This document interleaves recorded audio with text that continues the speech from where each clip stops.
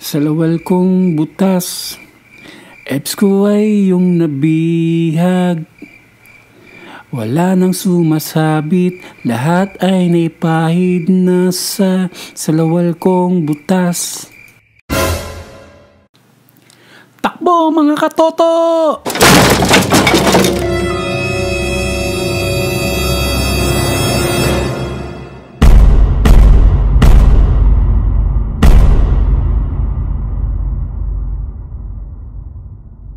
Ayos, nabadami yata yung nakain kong burger, tsaka milk tea, kaya naihi ako. Pwede na dito siguro.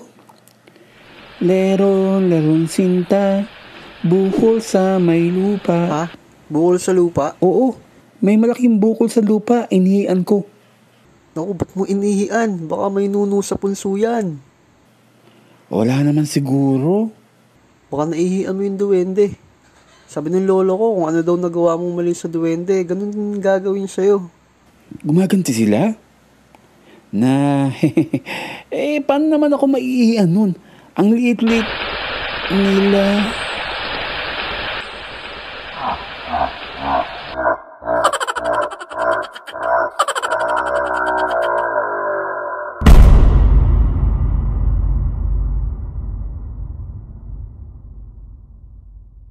Tikbalang na kapre. Di ako takot sa mga ganyan. Matapang to, no? Pero pag maliit na lilang, ewan ko ba, iba yung takot na nararamdaman ko eh. May napanood kasi ako dati, ganito itsura ng karakter. Kaya ilang araw din ako di nagkatulog.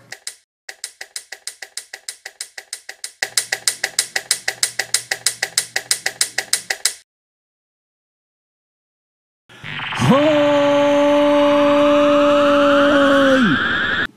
Isang araw, bumisita kami sa bahay ng lolo ko sa Bicol.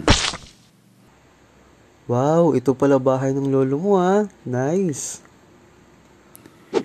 Ito yung kanyang bungo nung matanda na siya. Wow, na-preserve pa yung bungo ng lolo mo. Galing. Etong maliit na bungo, kanino naman yan?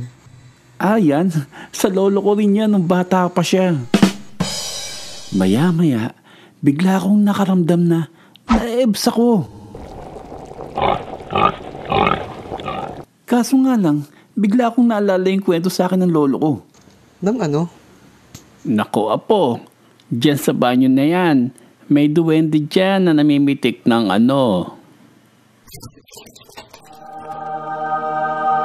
Kaya sabi ng lolo ko, pag may nakita ka daw nakaumbok sa lupa, sa may gubat, magbigay galang ka dito para di ka mapitik.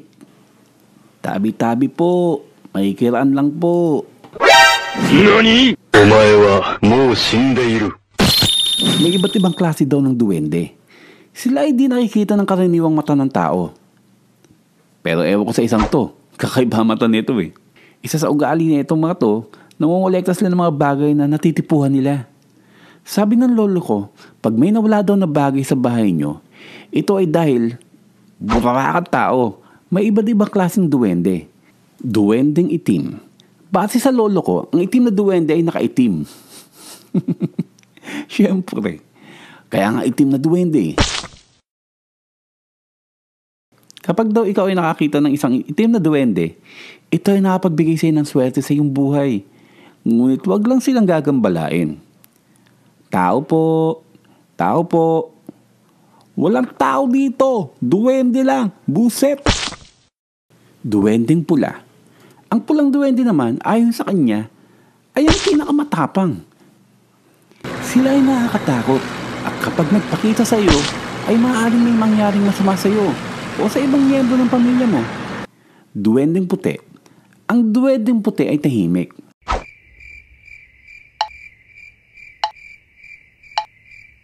Duwendeng berde. Mapaglaro lalo na sa mga bata. Ito ay choosy. Gumamit ng bata kung ito ay tatawagin o kakausapin. Hello? Berdeng duwende? Uy, may portal. Sosyal.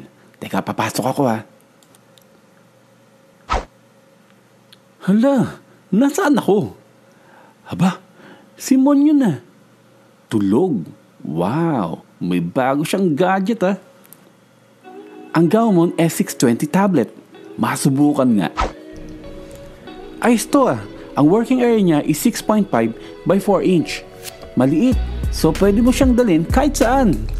Wag lang sa swimming pool. USB port na siya, kaya no hassle. Pen pressure, 8,192 level. Pangis, di ba? Nakaka-pressure.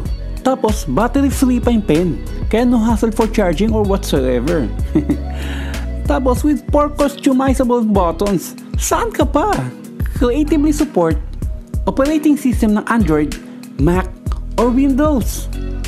Overall, maganda tong tablet na to. Napaka-sensitive tulad ng jowa mo. Kaya kung ako sa'yo, piliin mo na ang Gaomon S620 tablet. Naka-Gaomon ka na, may Momon cute ka pa. For more details mga mamaw, check nyo na lang yung details niya sa baba. Okay? Oops, alis na ako. Baka magising pa si Idol Moon. Tuloy tayo sa kwento. Noong araw na yon, nandun kami sa bahay ng lolo ko. Biglang nagloko yung sikmura ko. Kaya napilitan na akong mag-jebs sa kubeta nila. Naku po, yari. Wala akong choice. Ayokong jumebs dito sa kubeta ng lolo ko. Sabi kasi ng lolo ko, meron daw ditong duwende na namimitik. Bahala na. Siyempre, nakikiramdam ako to the highest level. Kancha! Nagpanik ako. Tumakbo ako ng mabilis pero di umaandar. Sumara yung pinto ng banyo, sumara yung pinto ng bintana, sumara yung gripo, sumara yung radyos ng maingay sa kapitbahay. Lahat ng pwede sumara. Huling-huling sumara yung ilaw. Pero if sarado yung ilaw, wala kang mapapanood. Kaya bumukas uli. Di ko siya makita. Matagal akong nakatayo at nakikiramdam sa kanyang next move. Bigla ko siyang nakita sa taas ng kesame at tinalon ako. Biglang bumukas yung pinto, kaya nakalabas ako at dali-dali kami tumakbo. Kami ng duwende hanggang makarating kami sa taas ng burol. Teka, sino ka naman? Extra lang. 3 kasi ang kailangang karakter mamaya. Maya-maya, may lumabas na isang diwata at sinabing, "Huwag kayong matakot! Tutulungan ko kayong makatakas.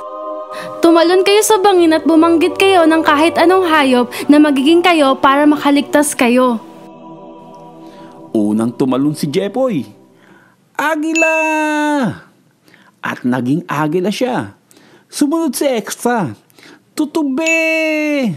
At naging tutubi siya. Nakita ko na malapit na yung duwende. Kaya tumalon na rin ako. Pero bago ko marating yung dulo ng burol, hindi ko napansin ng isang tipak ng bato. At natapilok ako dito. Kaya napasigaw ako ng, "Ay, betlog!" Hindi totoo yung huli, baka maniwala kayo ah. Pero doon talaga sa kubeta ng lolo ko, madalas magparamdam yung sabi niya kaibigan niyang duwende. Totoo bang may duwende o wala? Maniniwala ka ba sa mga kwento ng matatanda? Kung anong opinion mo, comment mo lang sa baba at babasahin ko to.